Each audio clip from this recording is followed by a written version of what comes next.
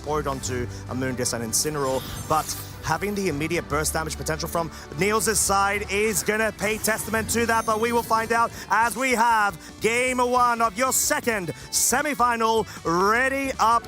Flutter main with the Incineroar over on Nils' side versus the Incineroar and Amoonguss over on Jorijen's. Yeah, really nice lead here from both players, attacking it in different ways here. We're going to see that booster energy first off activating on that Flutter Mane. It is going to boost the special attack on the Flutter Mane, making it hit a little bit harder, but it does have access to that substitute, which could keep it safe from those spores from the Amoonguss. So will Jorijn look into that? But he does have this fake out next to the Flutter Mane, Nils, and is able to prevent a fake out or even a spore from that Amoonguss. It is a really nice touch to be able to be immune to fake out, get substitute. It's quite an opportune Pokemon to be able to bring against this lead, whilst if Nils does really want to, can focus onto a terrestrialization into the grass type to negate any sort of spore immediate impact going into it, which seems like it may indeed be the case. So wanting to completely nullify all of this sort of disruption potential coming up from Jorijn.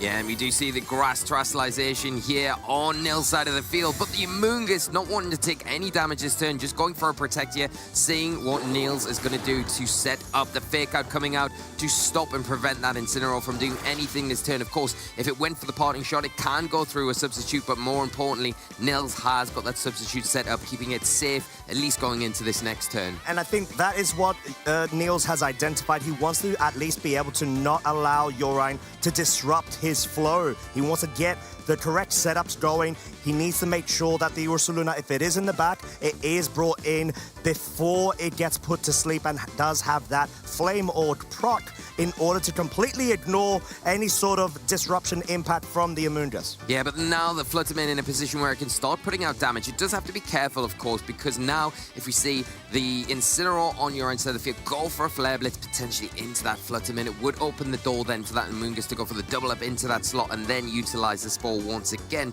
So Nils has to be a little bit careful, but there is the option here for going for it just to protect here and then maybe parting shot out with the Incineroar reposition, get something in a little bit safer. Oh, but we have the Water Terror from the Amoonguss not wanting to fall fell from that Flare Blitz focus if it does come out in combination with a Shadow Ball, but the Flutter Mane on the defensive wants to just make sure it keeps its substitutes safe and perhaps gets another Pokemon brought in. However, Knockoff focusing onto the Incineroar does get rid of that very vital Citrus Berry, which could prove dividends later on in the game. Flare Blitz doesn't target down the now susceptible Grass Terror Incin, and the Spore just trying to catch Nils out there and guarantee that the Flutter Mane doesn't have a lot to go on in the subsequent turn. Yeah, really nice use of Protect there from the Flutter Mane. Like we said, the double up was maybe coming in from Jorijn. That's exactly what we saw, and allowing the Incineroar on Nils' side of the field to get a really crucial knockoff,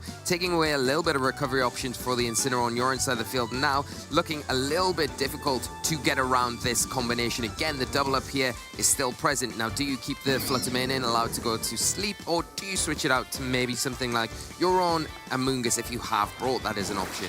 There are the switch out potentials, however, none to be found in this turn. Moonblast focuses onto the Incineroar, hoping to be able to bring it down within certain range for a follow-up KO in the subsequent turn, but Parting Shot will be focusing down. Bring this Incineroar to -2, perhaps influencing its potential on breaking that focus, that substitute. And Nils wanting to say, right, you can either get the breaking of the substitute or the Spore onto the Ursaluna. Yeah, and we do see that Flare Blitz targeted into the Flutter Mane, into the substitute. Will it take it or will it break? It looks like it is fading away. This opens the door for the Amoonguss to go for that Spore, shut down this Flutter Mane for subsequent turns, and that's exactly what we see. But the door open for that Ursaluna to come onto the field. Like you mentioned before, activate that Flame Orb. Nice little trade-off from Nils in terms of his probability and forcing Jorijn to pick the slot and maybe even force a read, but it was really nice, safe switch in there. Ursaluna,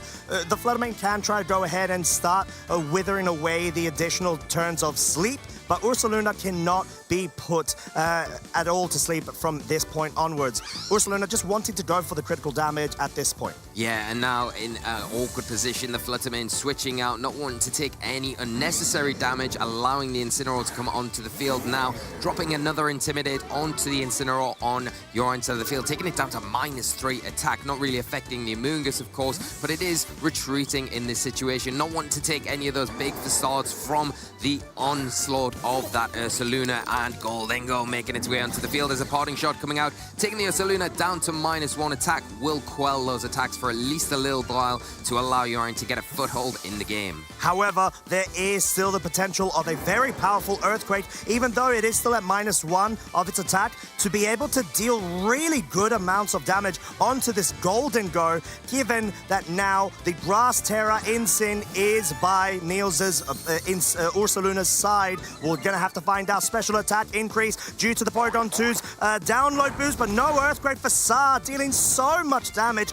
to hit KO onto an EVLA Porygon 2 whilst at -1 attack. It's just ridiculous. Yeah, that's a big bit of damage coming onto the Porygon 2, and really nice spot there from Nils, utilizing the Ursaluna perfectly there. Not going into the Amoonguss, thinking maybe if the Goldingo does come in there, it's a bit of a wasted turn. Going into that Incineroar instead to make sure you get some good damage, and that's exactly what happened. The Porygon 2 in a little bit of an awkward spot here. Does it outspeed the Ursaluna? Is it able to get a recover off? You have the Goldingo next to you, but you are the pressure of the fake out from the Incineroar on Nil's side of the field that can be utilized here, especially into that Porygon 2, maybe get that Earthquake off. Of course, your Incineroar now is a Grass Terra type, so you don't really worry about the Earthquake so much coming out from the Ursaluna, whereas everything on your own side of the field really doesn't want to deal with that. It really doesn't, but we do have that great potential from the Goldingo, I would have said, but no fake out. The Incineroar actually outspeeds, knocks the Choice Specs out to hit KO guaranteed, and Make It Rain not dealing anywhere near as much damage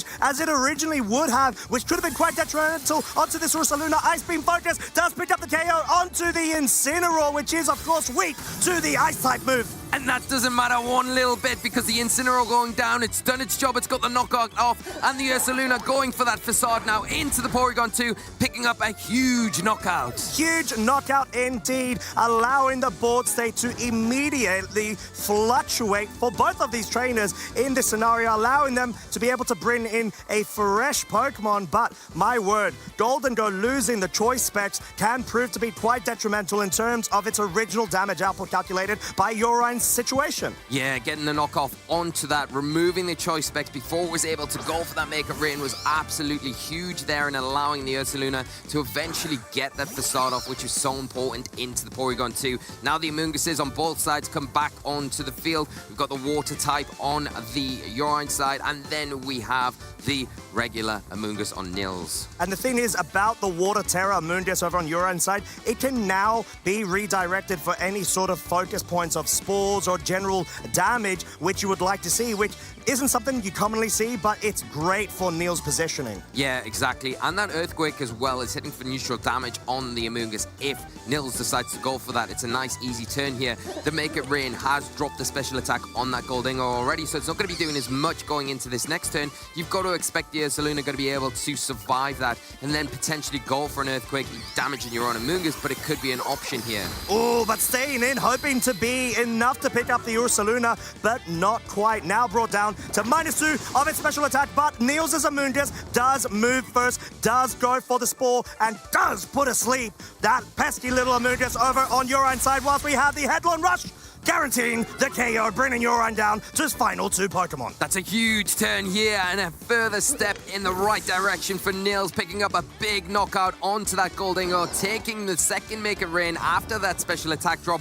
but more importantly, shutting down the Amoonguss on Jorijn side of the field, taking advantage of that terrestrialization there. Going to be susceptible to those spores now and taking full advantage, putting it to sleep, not in action going into this next turn. Whilst Incineroar does come back onto the field, it has Fake Out, it has been able to bring this attack of the Ursaluna down to -2 of its damage output. However, the Fluttermane is still asleep in the back. It may be opted to be brought in to allow room for this Ursaluna to just pick up an Earthquake KO if Jorein's Pokemon are brought within the range they need to be. Yeah, this match isn't over just yet because that Flutterman does need to wake up. The Ursaluna in a really precarious position where it probably will go down to another tick of burn damage, but if not very close anyway, and any attack coming out from the Incineroar will probably be enough to pick it up either way. So that is something that, you know, Nils is going to have to try and think about, try and maneuver around a board position. It looks like locked into that Sludge Bomb here.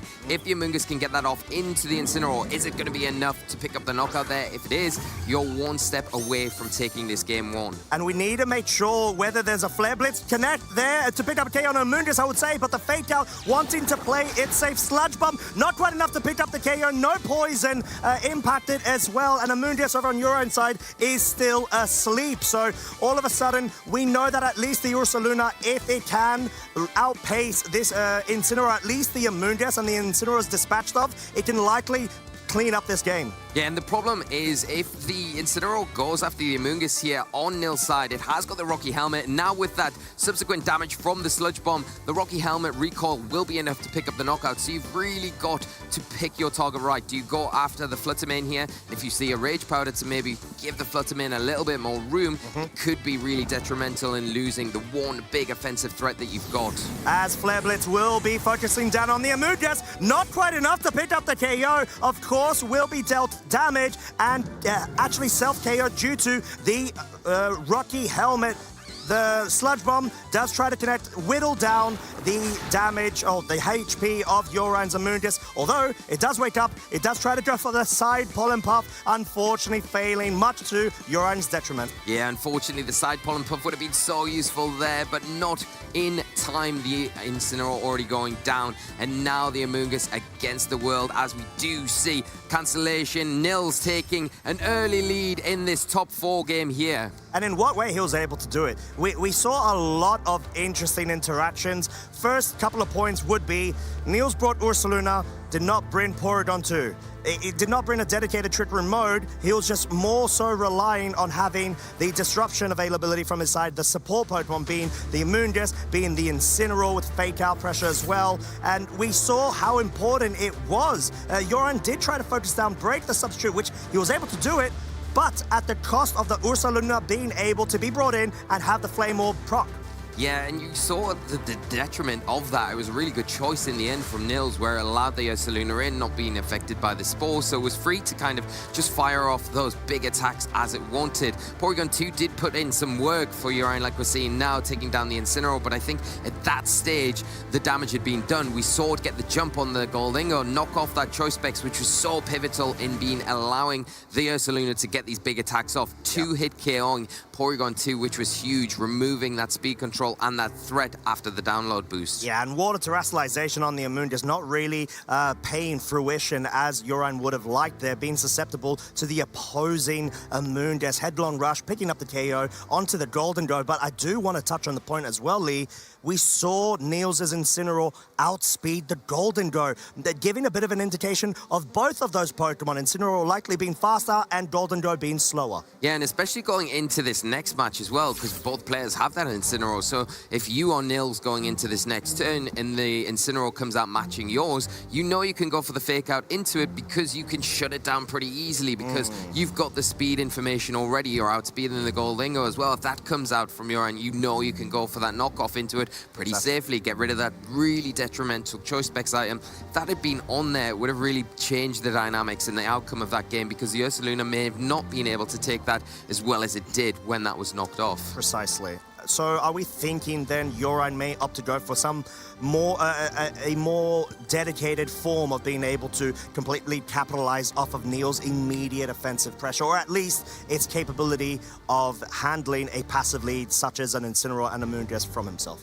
Yeah, the one thing that you could say is, does Jorijn have access to we know it's got the booster energy and the Roaring Moon, but where is that booster energy activating? Is it activating on the speed stat or is it activating on the attack stat? Because if it is the speed stat, it could get the jump on something like the Fluttermane that was really disruptive in that early game, and then that gives you the outlet to put a lot of pressure on from your side of the field, where it was kind of the other way around in that match. And then having that outlet there could open the door to nearly almost give you the advantage that you need. You've also got the immunity to the earthquakes as well, but we'll see how things are approached as we get into this game 2. Game 2 leads on our screens. Nils with Fluttermane Incineroar versus a bit of a change-up over on your side, being the Incineroar and the Porygon 2, which does get an attack download boost, not its critical special attack it would have liked. No, not the critical attack that it would have liked, but still in a good position because it does have that poison terrestrialization that it can go for, and then put immediate pressure on that Fluttermane as well as resisting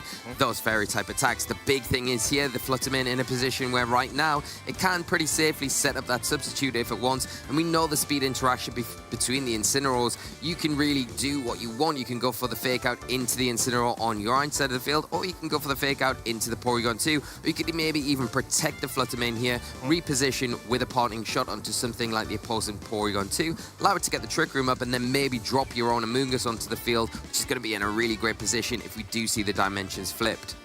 I do still like the fact that the Fluttermane is brought in order to act like a sort of cushion point of being able to guarantee a substitute setup in case there is that Amoonguss focus with a Trick Room later on down the line, confirming as we do see it arrive on the field. Fake out, focusing onto the Incineroar over on Urine's side. No fake out coming out from Urine's Incineroar itself, but Moonblast being able to bring it down to the point where it has to proc that Citrus Berry. Yeah, and that's a really nice play there from Nils, identifying that maybe the Porygon 2 isn't in the best of positions. Maybe the Amoonguss comes in from Nils, taking it out of the fray and bringing Urine's own Amoonguss onto the field. But by doing that, identifying it, going for the fake out into the Incineroar, getting some really valuable damage onto that side of the field, and now in a position where you can almost go for that protect play here and then position out with your own Incineroar, get your own Amoonguss onto the field. Yeah, I think being able to already push the aggregate onto Urine in terms of that battle of attrition is so key in order to limit the amount of options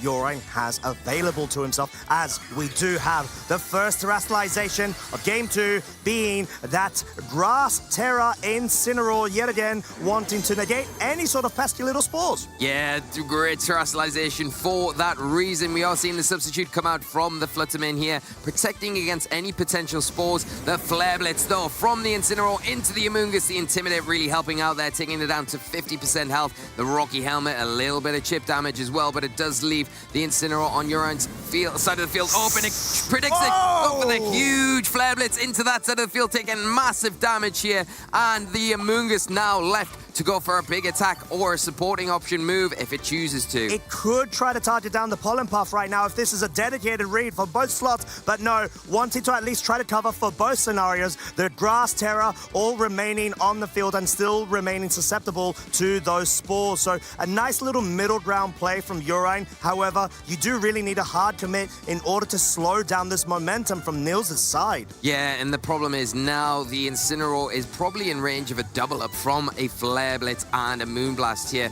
Now, does the Amoonguss pull that away and protect the Incineroar and allow it to potentially take down the opposing Incineroar that's now a Terra type on Nils' side of the field, or do you preserve it for later? And we are seeing it just take a break, get that regenerator activated so it can come later on in this battle. As we have Porygon 2, the Snow Frolicker, on the field. Attack boost, however, yet again, not that special attack. Moonblast focus into the Incineroar with the Fluttermane, enough to pick up the KO, and all of a sudden, such an integral piece to that 3 Pokemon core is out of this game 2, putting Jorijn into a bit of the back foot place, especially with that accompanying parting shot, pivot, and bringing the damage output of the Porygon even further below.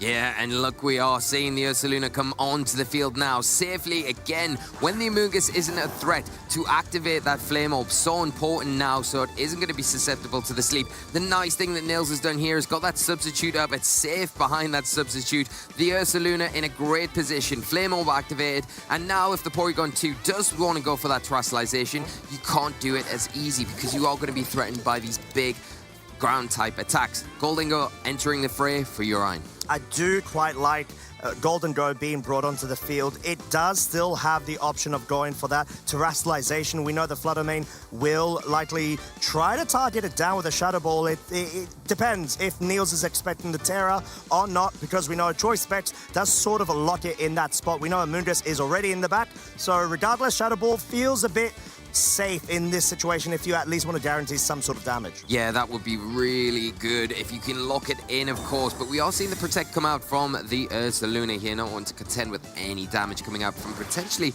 a Goldingo this turn. And we do see the Shadow Ball. Is it enough from the Fluttermane? It is not quite enough. The Goldingo hanging on barely by a thread here. Gonna get that Make It Rain off, but protected by the substitute. The Fluttermane not gonna take the full brunt of this damage here and break it for certain. But the Porygon 2, what is it going to do? Is it going to set up the Trick Room or go after that Fluttermane? It's a very precarious situation for this Porygon 2, especially when it's having to face down this Ursaluna, not setting up the Trick Room. It does want to still be able to have the speed advantage. However, the fact that we do know the Ursaluna wants to try to gauge the speed interactions is something key here. It is very healthy. It does have that Guts proc at the moment via the Flame Orb, so it's ready for the damage. Yeah, but the damage is being done to that Goldingo now, not in the greatest position because it's an easy Shadow Ball into that slot now for the Fluttermane. There's no Protect there, so it's an easy target. Even something coming in is going to take a good amount of damage, and we are seeing the Amoonguss take its place on the field after proccing that Regenerator earlier on. How much damage will it do? Well, it will be significant, but it's not enough to pick up the knockout, taking it down to about 40%. The Ice Beam coming out into the Ursaluna. As it will be looking to try to retaliate with a Facade into the Amoonguss. Does guarantee the KO, and this is looking very grim for Jorijn's Pokemon. Nils is taking all of that immediate damage, focus, momentum straight to Jorijn's door and wanting to try to barge through to the finals. Yeah, unfortunate here for Jorijn. You can see what he was trying to do, reposition with the Amoonguss, but getting punished for that. Nils looking right through it, saying, okay, well, if I target it in with the Shadow Ball, yeah, I'll pick up the knockout. I can target in with the Facade. It's not very effective into that immunity, of course, but if something comes in like the Amoonguss, I can pick up a knockout, which is exactly what happened. We are seeing the Shadow Ball here. It is going to be the final blow into the Goldingo. Take Nils one step closer into this finals. As Ursaluna is going to look to try and close this one out. Ice Beam just for the additional bit of damage there of retaliation. Facade being the real key player, guaranteeing the 2-hit KO. Moonblast will be more than enough to be able to pick this Porygon 2 up, and so detrimental not having the Trick Room being set up there. Yeah, so detrimental. You would have went for it the last turn, but here is the final blow. Nils Dunlop is your other finalist moving in to the European International Championships. And in what way he's been able to do it. It's been a long time coming. He knows how important this is. He's been able to accomplish